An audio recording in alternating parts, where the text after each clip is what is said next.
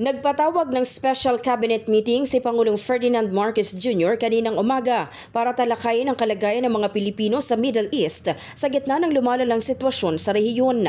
Napag-usapan din sa meeting ang posibleng epekto ng giyera sa supply at presyo ng langis, inflation at sa kabuuang katatagan ng ekonomiya ng bansa. Sinundan ito ng press conference kung saan tiniyak ni Pangulong Marcos na sapat ang supply ng langis sa bansa.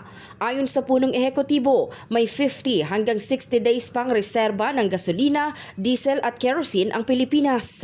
First of all, let me assure everyone that we have sufficient supply of oil. Our stockpiles are diesel, we have 50 and a half days, fuel oil is 51 and a half days, gasoline is 51 and a half days, kerosene we have 67 and a half days. Jet fuel A1 jet fuel is 58 days, LPG is 29 days. So we are okay for that period of time. Habang meron pa rin umanong stockpile ang mga pinagkukuhanan ng oil products ng bansa.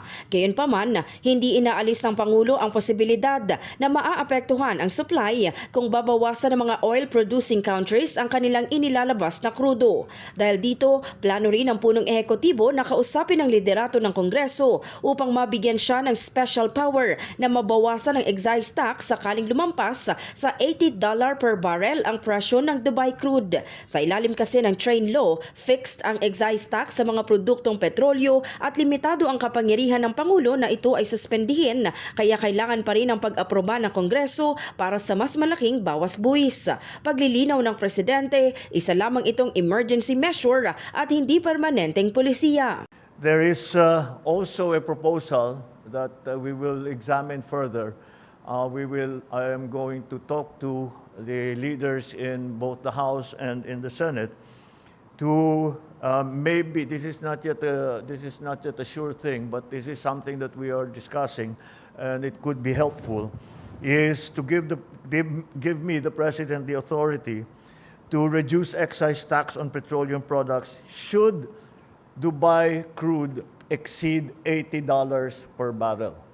So I will discuss it with the leadership of Congress and to see it is going to be an emergency measure. It is not going to be a permanent measure. It will be something that we will dispose of as soon as the crisis is over. Sakali namang magtuloy-tuloy ang taas presyo, napagkasunduan na rin daw ng Department of Energy at mga oil company sa bansa na gawing staggered o paunti-unti ang anumang oil price hike upang hindi mabigla ang mga consumer. Samantala, sa gitna ng inaasahang paggalaw sa presyo ng produktong petrolyo, nagbigay na ng direktiba si Pangulong Marcos sa lahat ng tanggapan ng gobyerno at hinimok din maging ang publiko na magtipid sa paggamit ng enerhiya.